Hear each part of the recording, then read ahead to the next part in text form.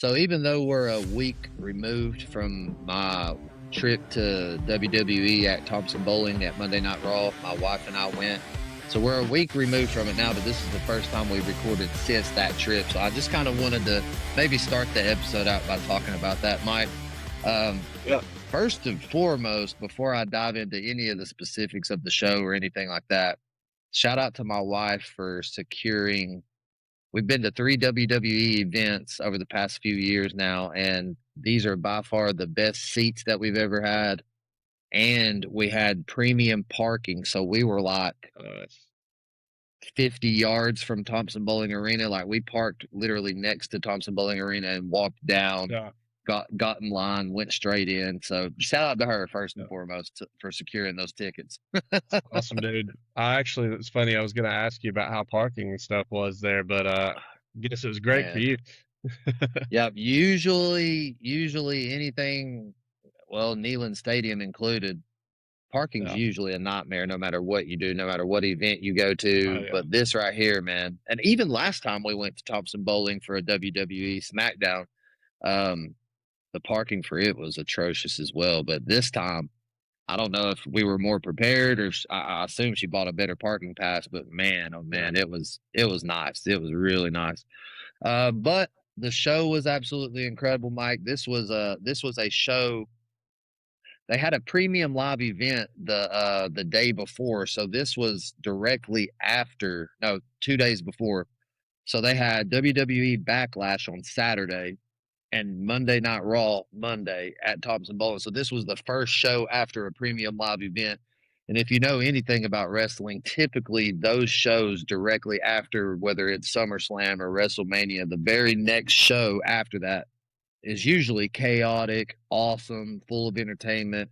All the stars are coming out. You know, whoever won a championship or retained a championship's always there to kind of talk that talk and let the crowd know that they're the best or whatever you want to say. But the show that those people put on was absolutely incredible, man.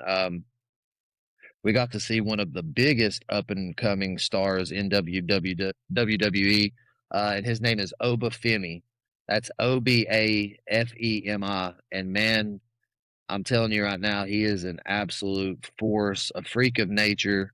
The guy is monstrous. 6'6", 310 pounds. He's from Nigeria. And all you got to do is Google the image of this guy, and we're going to plug one in on the edit. But he is an absolute monster. Debuted in WWE back in 2022, but he was in their NXT program, which is kind of like, I mean, I guess you could consider it maybe like the minor leagues of wrestling. So it's WWE's like, it's really just like a developmental league or whatever, basically like a G League to the NBA. And as people get better and evolve and you know gain all the skills that's needed in the WWE, both physically and verbally, and you know talking on the mic and stuff like that, they start bringing you up to WWE. So this guy, like I said, did you just look a picture of him up, man? Because Yeah, I did, dude. When you said it, this dude's a beast, man. It's crazy, dude. Yeah, and I'm gonna plug an image of him in on the edit whenever this episode gets edited. But the reason I bring him up, Mike, is because all of this kind of ties into our main topic of the episode. You know, Oba Femi is one of the NIL athletes that WWE has kind of developed and brought straight out of college and stuff like that. So the WWE has an NIL program called Next in Line. So it kind of plays off of the actual acronym NIL. They recruit and develop college athletes and hopefully turn them into potential professional wrestlers. It provides a structured transition for student athletes to monetize their brands while still in school, with the ultimate goal of earning an exclusive contract to train at the WWE Performance Center. So Oba Femi was a D1 track and field shot putter for the University of Alabama. But if you look at his picture, man, he could have probably easily been on the football team. Put that dude at defensive lineman or something, or defensive end, man. Have him on the edge rushing. 6'6", 310 pounds, dude. I mean, and seeing him in person, Mike, is just absolutely ridiculous. I mean, he's got a crazy entrance, and like I said, he's got one of the biggest pops in WWE right now. Just gonna say to be that size and that athletic, because to be in the WWE, man, I mean they're athletes, man. Um, Yeah, one hundred some of percent. the stuff they do, and I think a lot of people kind of look over that, but being in the WWE, they don't realize how athletic these people truly are, man. So Yeah. yeah, Well, I'd say well, that'd be kind of moving for that size. back in the day, I guess like Attitude Era and even before that, like you did have more of like the bulkier meathead, like super Yeah, muscular type of guys.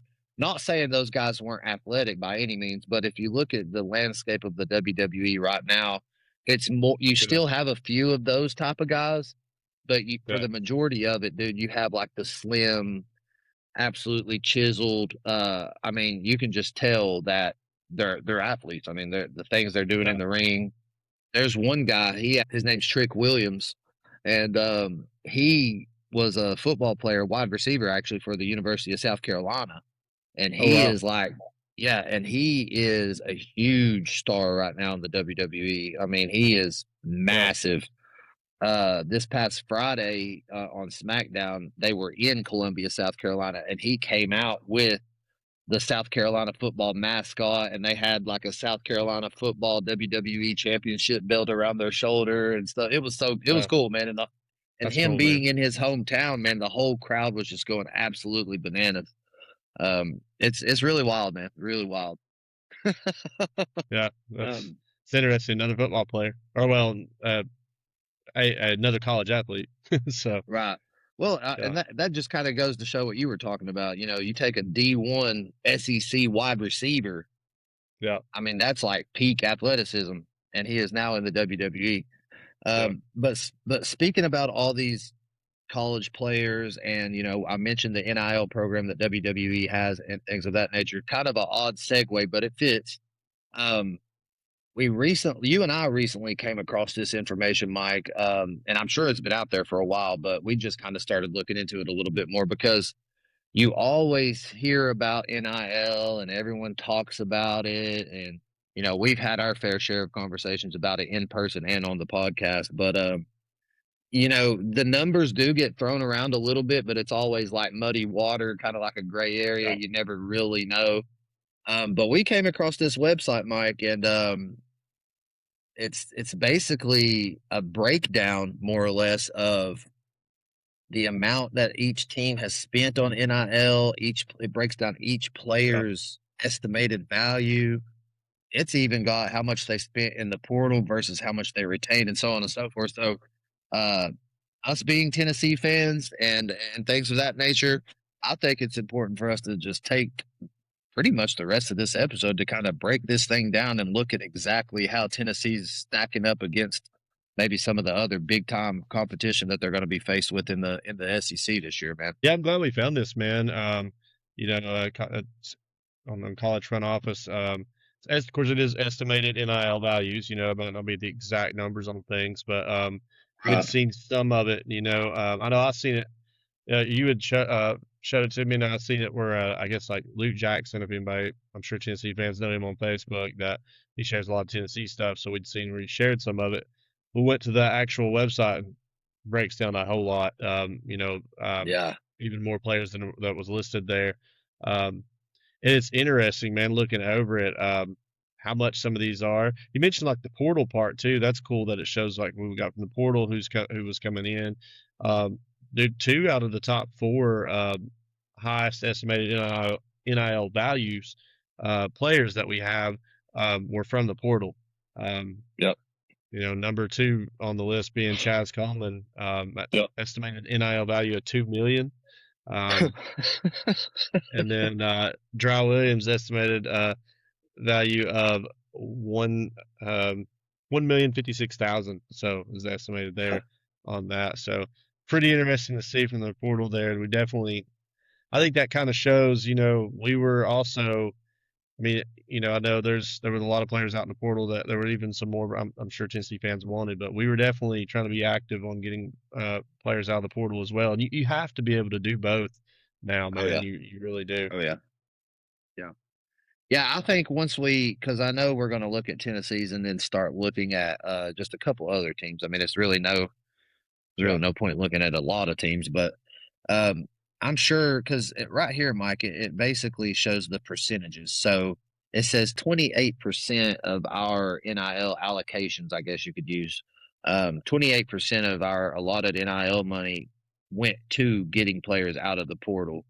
Mhm. And I'm just going to go out on a limb here and say that that's probably on the lower end of a lot of That's teams. I haven't really looked at it yet, but we can. But I would imagine that maybe 28% is maybe mid tier. But yeah. I definitely think it's more lower than because I Yeah. mean, yeah, which we can get into it. But it's Yeah. interesting to see that because I remember when NIL talks first started kind of really ramping up, Mike, and it was like I can't Yeah. believe that Ohio State spent X amount on their roster and, Yeah. blah, blah, blah, blah, blah.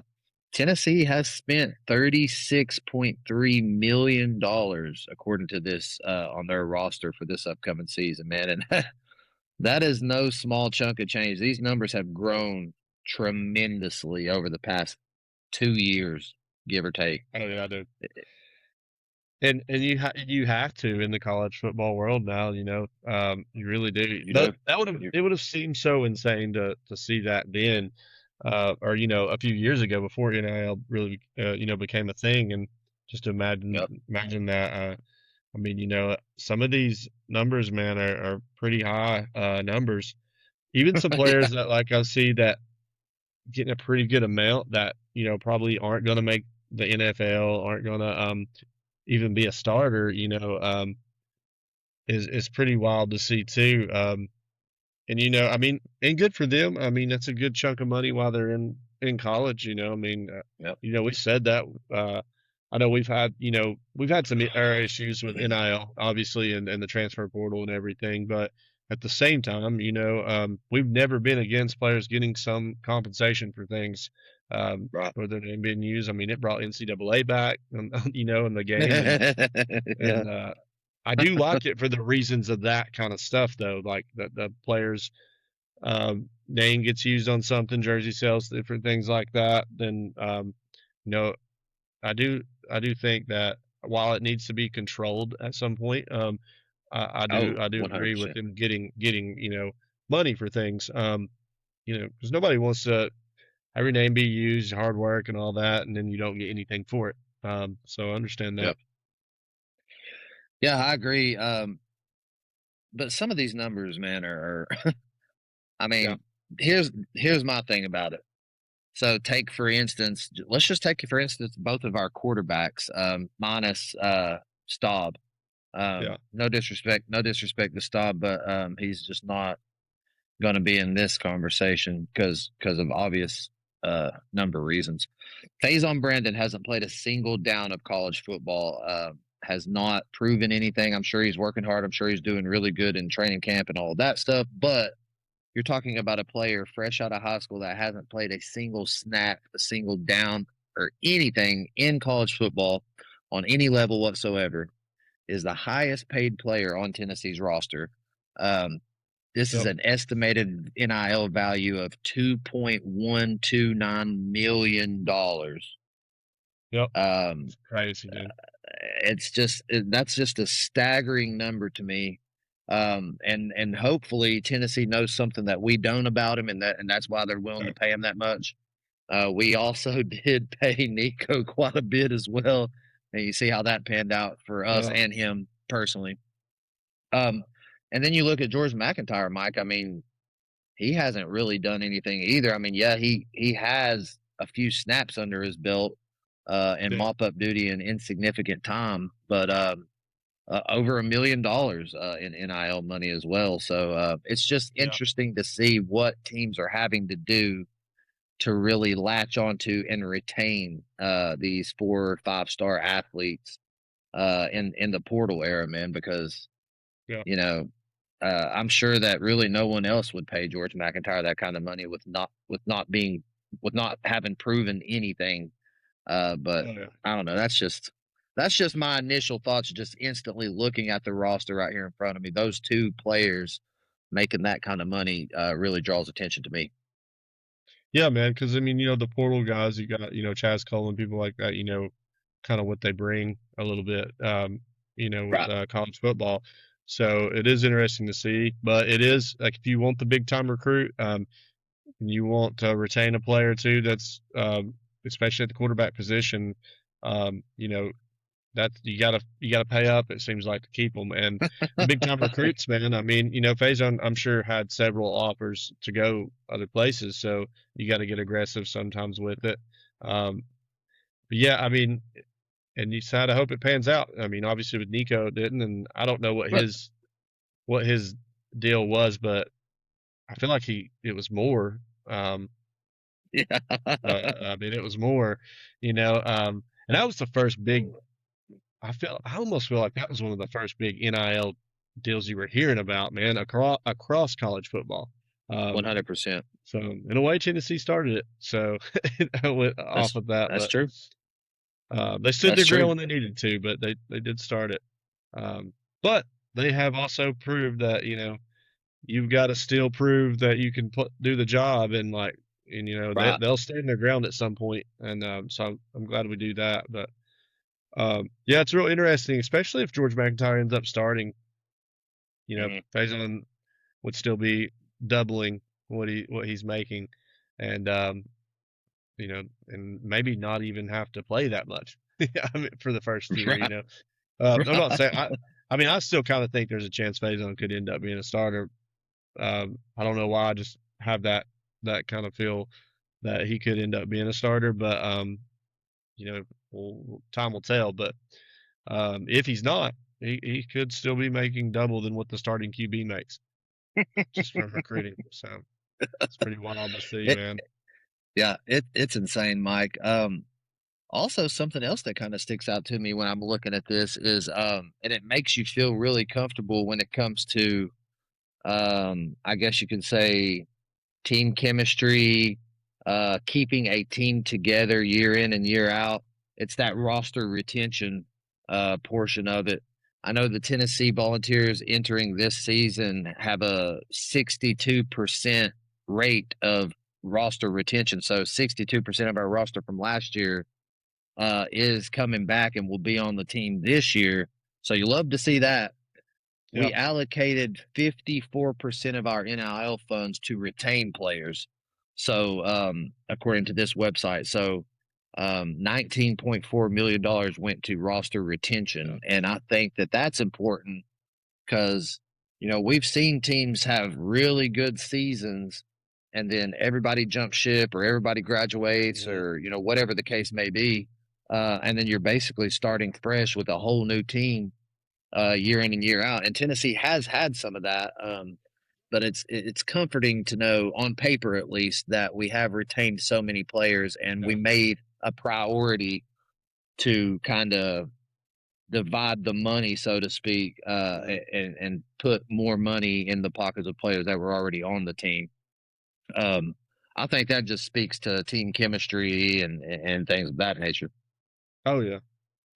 Well, I think, I mean, it kind of goes to show with some of that retention too, and then what we've added, and um, there's obviously not a lot of high hopes, I feel like, for this season, but when you really break down offensively, man, and then they've got even some of the new defensive players and the new coaching there, so Yeah, that's kind of a mystery. But there's some pretty big players, man, that's been brought in or been kept, and I think offensively, especially, as long as if the QB position does end up working out, and you end up getting, I keep waiting for that. I keep waiting for one of the young quarterbacks that get brought in to have one of those moments like Bama's had in the past with some yeah, quarterbacks, Georgia yeah, players that came in and just hit the ground running. And if that works out at that position, man, I mean, with running back, receivers, um, we've got talent, um, to surround the quarterback offensively, if it ends up working out. So that's one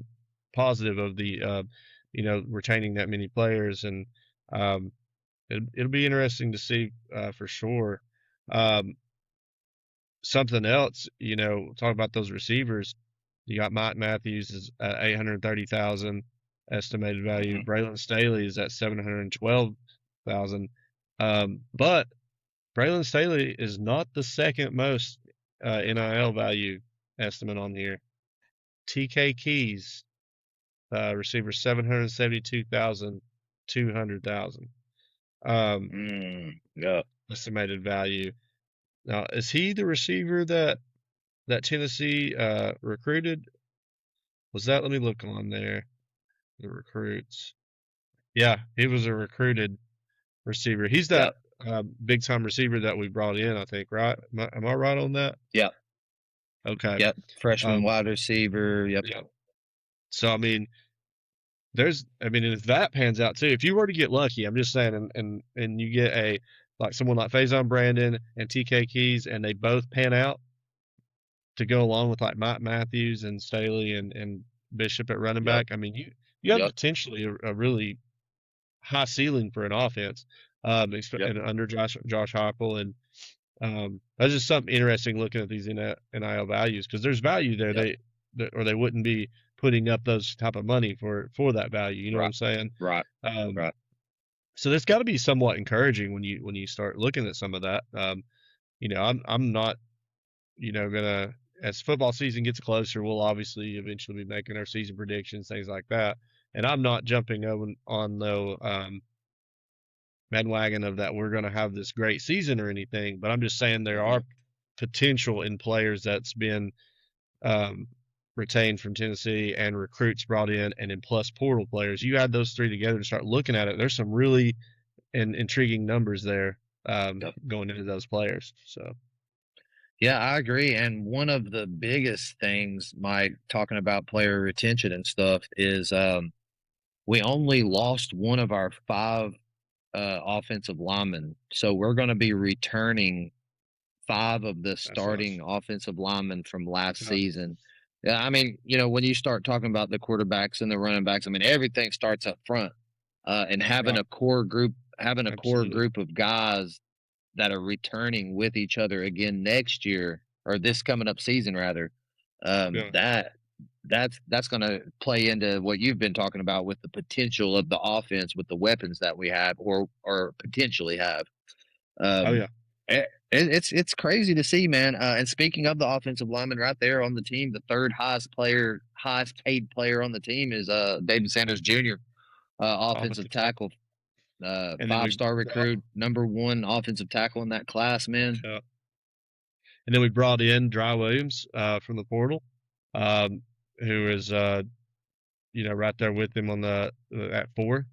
Yep, So yeah, 2 out of 4 offensive linemen on top yep, numbers for NIL value, and then the edge rusher. So definitely focus. It seems like on kind of that defensive line and that offensive line, man. yep. Um, and that's Heck, something I encouraging mean, to see. yeah, I mean, not to interrupt you, Mike, but this is just Yeah, playing right into what you're saying. If you look at the top 10 players on our team, there's 3 offensive linemen and 1, 2, 3, 4 uh, defensive linemen. So, I yeah, mean, that's 7 out of your top 10 pretty much on the offensive and defensive line. So, I mean, you've got to have that beef up front. yeah, If you want to protect your guys on offense and apply pressure on defense, you've got to have those beefy, fast, yeah, athletic, strong, whatever up front on both sides of the ball. yeah. So that's encouraging to me though, man. Just Yep. uh, like I said, get 4 out of 5 back, and then bringing another one in that's big time for Yep. them. So that's definitely encouraging because that's where it really starts, like you said on the offense, and you Yep. gotta especially young quarterback. Um, between Faison Brandon and George McIntyre are going to be young quarterbacks, man, that are going to want that protection. Because you're going to have to deal with some of those growing pains. And, even with Ryan Stavu, I do believe will be the third string quarterback. He may have played at Colorado, but he didn't play much. So there's Right. still going to be a lack of true game time experience. I feel like Yep. even if he had to go in. So I mean, you definitely want a solid offensive line that will make the job easier, and the quarterback's not having to, you know, scramble for his life every single play. So and it opens up the running game too. And Tennessee loves to really incorporate that running game heavy um, Yep. in their offense. So it's funny when you start looking at numbers sometimes, and even in some of those years we've had a lot of passing, but there percentage wise, we run the ball a little bit more than we pass. So it opens it up, man. If you can really protect on the offensive front and get the running game going and protect the quarterback and allow time for him. So Yeah. Yeah, speaking of running backs, man, you've got our boy Deshaun Bishop there. He's kind of far down realistically on the NIL amounts. So where did I see him at? yeah, he's at like 583,075 is what his is, and I mean, Which is which is crazy to say that he's far yeah, down the line. but it's pretty far down the But line to find that.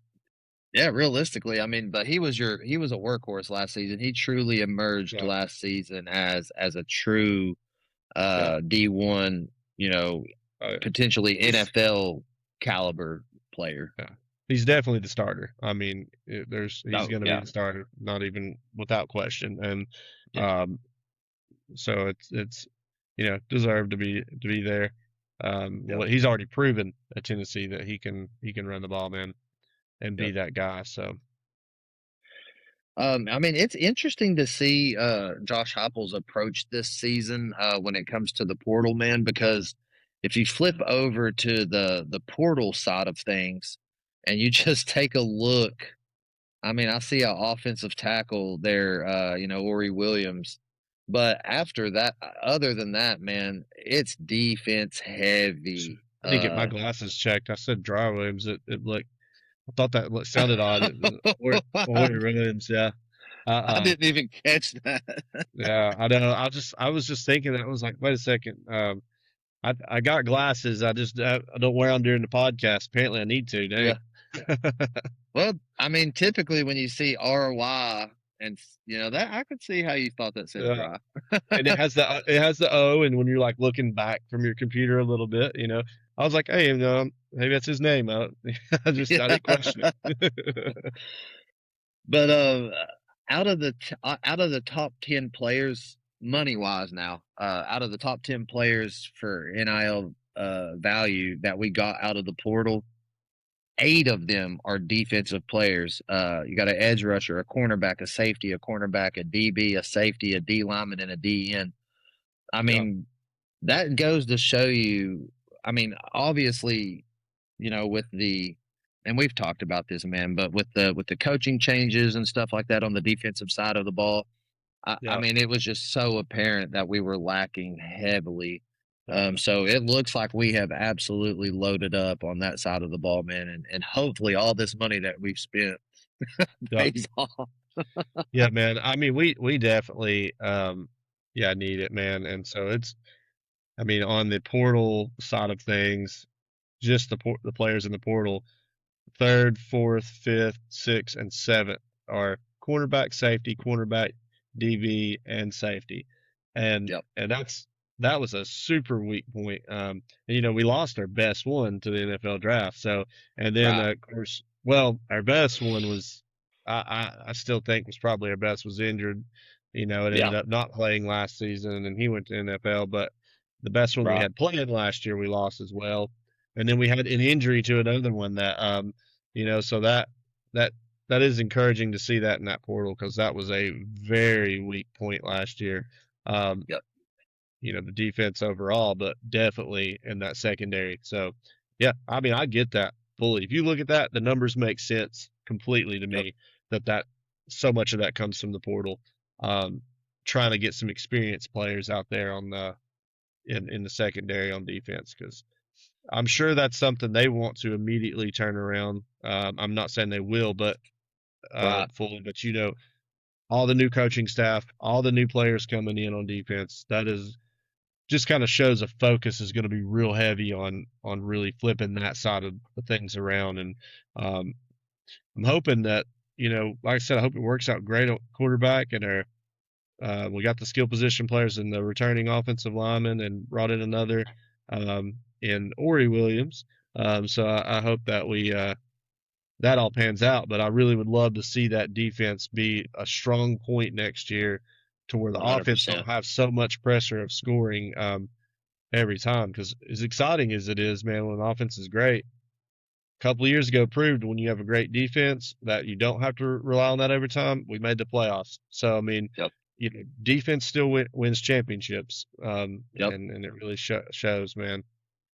Yeah, that 2024 defense, it won us more games than our offense won by far. I mean, Absolutely, they're the reason we were who we were that season. Um, absolutely. so Mike, looking at the numbers and all that good stuff, I think it's interesting to look at how we stack up against our nemesises, or Yep, however you would say that, our enemies, so to yep. speak. So what I did, Mike, is I just went to teams and I clicked on the SEC basically, and this has given me every single SEC team's estimated roster value. And Tennessee stacks up pretty well. I mean, realistically, they're the fourth. They have the fourth highest roster value in the SEC. Um, Yeah. right behind the likes of Texas, LSU, Alabama, and then we fall directly after them. Um, Pretty big jump between Tennessee and what Texas has going on. I'm gonna click Yeah. on Texas here real quick, man. 48.1 million, and look at what Arch Manning is estimated to be paid. Let me get that brought up, man. I gotta see it. Lordy, lordy, lord. I did not expect to see that number. If that's true, that's insanity. I'm gonna let you see the number, but so Tennessee as a team has one, two, three, four, five players making a million or more. Texas has one, two, three, four, five, six, seven, eight or Man, more, or eight. wow, dude. You see Arch's number? Yeah, I didn't. It for some reason kept trying to take me to basketball. I got So you. I just went. I went to players, and it showed me all the players in NCAA. And Oh, okay. Arch is insane. He's showing up there. He's third overall. Third. Third. So 6.8 go. million is third. I was gonna say, you go ahead and say how much he's making, because that's crazy, right? Arch, Yeah. 6.8 million. Two is Dante Moore from Oregon, 7.5 million. Which we know Oregon's got a lot of money to throw around there, and That's true. they had he led them last year, so they must have really want to make sure they had him back with their team. But the number one is pretty staggering. And I know this is outside of SEC and everything. We were kind of comparing, so we're off topic a little, but I can't help but look at it. And when I brought all this up, number one is Miami, and it's Darian. Is it Mensah? I think Mensah. And so, yeah. $10 million estimated NIL value in Miami. 10. They're using that Oh, man. that run to the championship last year. They're using some of the some extra funding down there, ain't they?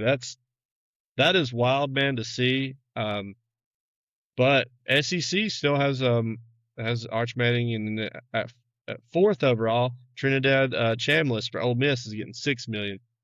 Now these Gotcha. are some wild numbers, man. It's all quarterbacks for like the first Yeah. 3, 4, 5, 6 until you get to number 7.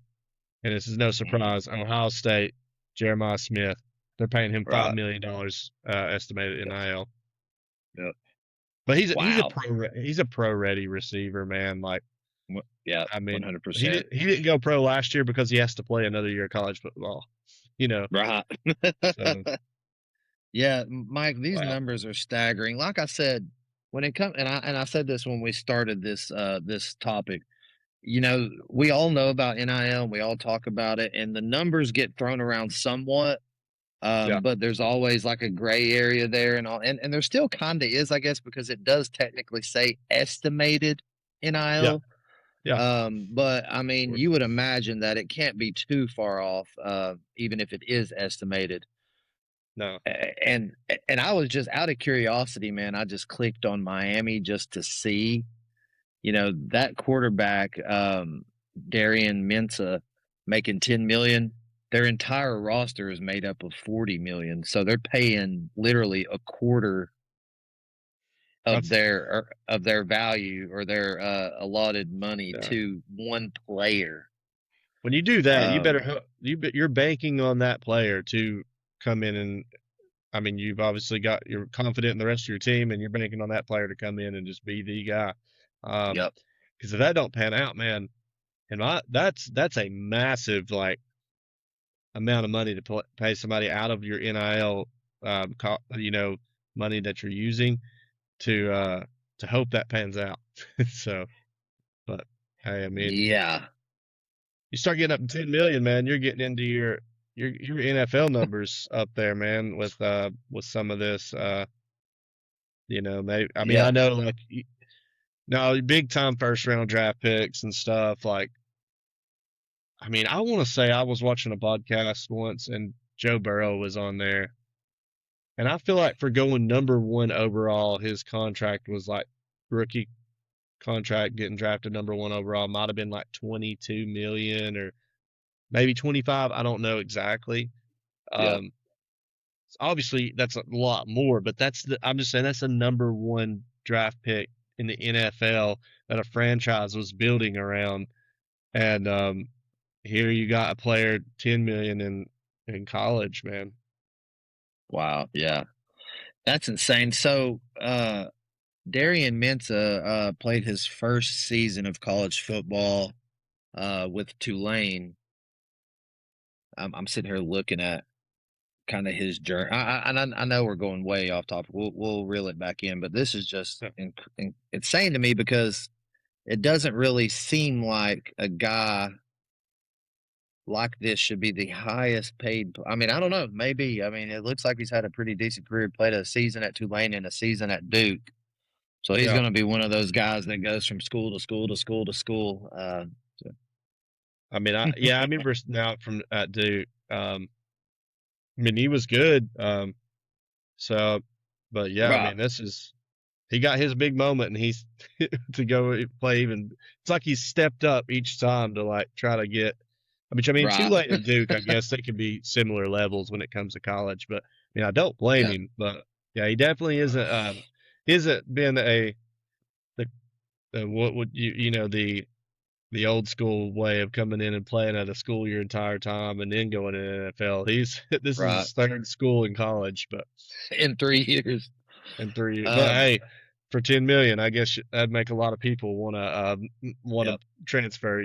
So yep, yep. I'd leave Duke for Miami for 10 million without question. absolutely in football, absolutely.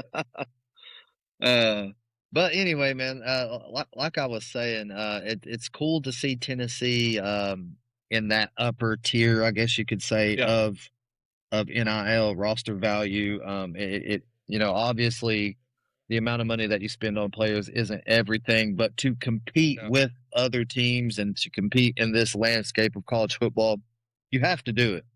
And Oh yeah, it's really cool to see that we've opened up the resources and built a team on paper that's right. worth that kind of money. Like I said, I It mean, kind we're up there with Texas, LSU, and Alabama. I yeah, mean, Georgia and it kind of shortly seems like thereafter. we've spread it out pretty good. Does that make Right, compared like you were talking about like Miami, for instance, a fourth of theirs is going to one player. It looks like you know, right. yeah, we're spending a lot of NIL money, but we're spreading that out pretty well, and really trying to take care of lots of positions. Yeah, So again, another in my encouraging thing on paper. This doesn't mean anything, obviously about how it's really going to pan out, but that yep, that makes me I don't know, I'd be kind of every team's situation is different. Like for instance, Miami might really just need that position and not really and feel confident with their other yeah, positions. We needed a lot, so we've had to spread that out. But Right. yeah, I know if we spent like all of our money on um QB and it was a fourth of what we had, I would be in our situation, I would not be happy with that. I'd be questioning that big time. Right. So Right. The interesting stat that I threw out there earlier, Mike, about Tennessee having put 28% of their NIL money into the portal, mhm. and I said that to me that seems like that might be on the lower end. It seems to be about lower to middle level. I'm looking at Texas; they spent 22% in the portal. Mhm. Alabama spent 19% in the portal, but when I said that earlier, this team came to mind because I knew the number was staggering before I even clicked on it. LSU spent 61% of their money in the portal. They've got a total of 41.7 million allocated to NIL money. Uh, 25.6 million of that was spent in the portal this year, and that's kind of Lane's mo. I mean, he had his numbers were high in the portal when he was at Ole Miss as well. But Yeah. that's the team that came to mind when I made that statement earlier because I knew their number was going to be Yeah. crazy. LSU's LSU, I mean everybody is, but LSU's definitely shooting for immediate success with Lane Kiffin 100%. and that I think that's going to be their expectation, to be honest with you. I think Right. if I I'm not saying they'd get rid of Lane Kiffin right off the rip, but if Lane Yep. Kiffin came in next year and LSU's just kind of mid-level SEC, just okay, they're going to be disappointed, and Yep. the fan base will too. So yeah, Yep. that's interesting. But that makes sense. So one random out there. I mean, this is about Tennessee, but another random fact, just looking at it, that's interesting to me.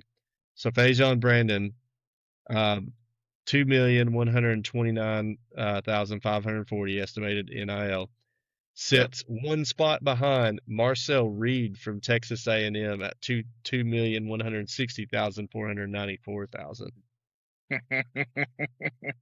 Right there with the same, pretty much the same value on NIL. That's Yep. interesting.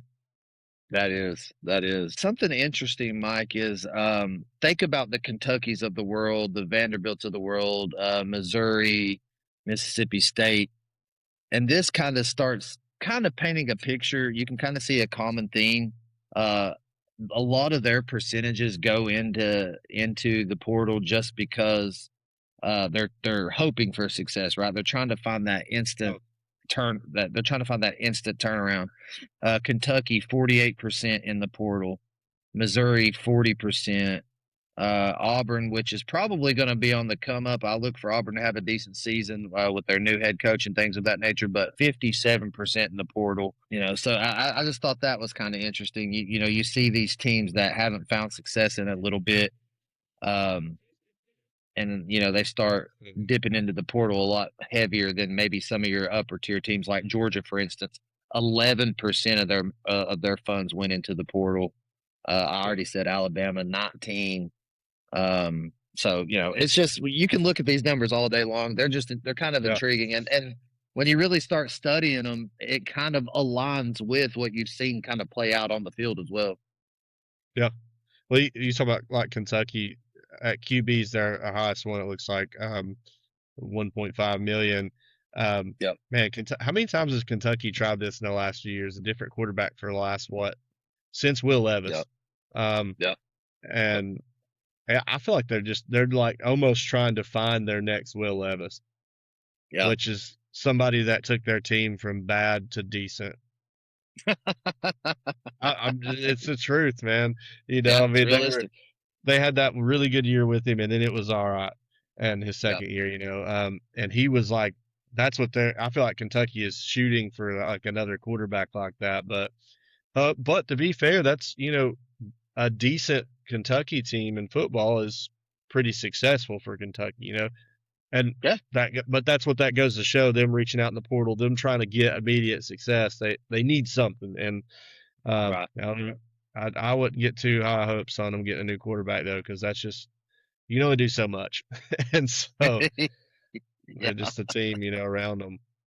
Um, and the random fact, I know we're going all over the place with this, but it's interesting stuff. Oregon. is also paying another QB, but they're paying him 1.5 million, and that's Dylan Raiola, and he was a starter for Nebraska, Yep. right? So that's Yep. interesting. He's went there, and I mean, obviously he's going to be, unless he takes over, but he's obviously going to be second string at Oregon, and Right. he transferred out of a school that he was a starter in to go play second string. But Yeah. depending on, I mean, he's probably It's getting a lot kind of more money. crazy. So, NIL for you. Right. Yep. That's it. It's unexplainable at times, isn't it? Really. I It mean, really is, you man. know, I just happened to notice but that. I didn't even realize, I guess, I think I heard something once, but and it just yeah. re-registered to me that, oh yeah, he's going there. So, Well, and I think this is another situation with Oregon. I think Dante Moore sat behind Oregon's previous quarterback, Gabriel, right? yeah, I think so. So He didn't Oregon leave. might just I be think pulling these players in and being like, hey, next year. So instead right. of doing it the old school way of bringing in like a recruit, you bring in an Yep. experienced quarterback to play behind your other quarterback, and then you feed them right Yep. into it the next year. Maybe they're onto something. Maybe that's the new way of, uh, you Maybe. know, uh, building quarterbacks. You bring in experience and let them be on Yeah. second string. So I don't know. 100%. Well, I know that there's been a lot of numbers thrown around, and Yeah, when we're deep into the season, we typically throw a lot of numbers around just because we have to, and we like looking at stats and things of that nature. But yeah, this was something that we both felt that we needed to kind of go over, because, like I said, the numbers get thrown around so much, and you don't really know what's what. But when you actually yeah, see it in in order, and you see everything lined up in front of you yeah, on a screen, it's actually kind of staggering. I thought it was kind of fun, to be honest with you. A little yeah, bit of a different type of episode, but super cool, super interesting. And yeah. like I said, I hope all the money that we've spent this year pays off for us. Absolutely, man. If it's going to exist and it's going to happen, I do want us to do the best with how it is, So, Yep. um, Yep. we spoke on NIL and transfer portal, even in basketball, we spoke on that, and there for a while it wasn't looking good for basketball, but now all of a sudden, and I'm not going to sit there and say I agree with the transfer portal still being as crazy as it is, but Yep. I know that's a different sport. But basketball and with Tennessee right now, they've done pretty wild this year in there and the Yeah. transfer portal as far as some of the players they pulled in, man. Oh That'll be yeah. interesting to see there too. So yeah, I'd like to see both sports, just Tennessee do great in football, do great in basketball, Yeah. Well, I know at the bring moment a championship. Oh yeah, that's the goal. I know at the Yeah, moment the softball team's doing good. It seems like they have success a lot, and then baseball team's doing pretty decent right now. I know they had some rough patches, but we'll see, man. yeah. Hey, that basketball coach did break the record though in the first year for wins for a coach. Uh, yep, Before that, it was 29. I think he got 30 or something, or I don't know yeah, what his total was. I don't keep up with it enough to know. I just seen that as a stat. Um, so all around, man, Tennessee's got good athletics. I mean that they, whether people want to 100%. admit it or not, man, they have got. They really are. People throw that everything school around, but you know, most people really only care about football. But truthfully, Tennessee athletics is, if you were going to go do something on the athletic side in Knoxville, you've done something. I mean, they truly are a good athletic program. So Oh yeah, oh yeah. Well, Mike, I think really that we should be able to wrap it up there, unless you have anything yep. else to say, man. No, I think that's got it, man. And of course, you're still watching, like and subscribe. Hope you see some interesting things in the NIL that you didn't know, because we sure did. So, Yep, and always leave us some comments. Let us know what you think about it. yep, yeah, and hop over to the TikTok channel as well. We don't really say that too much on here, but hop over there, give us a follow Yep, over there as well, and just keep sticking with us, man. We really do appreciate all the support. absolutely. Hey, man, it's been fun as always, man. I'll That's see you, right. dude. All right, brother. Take care, man.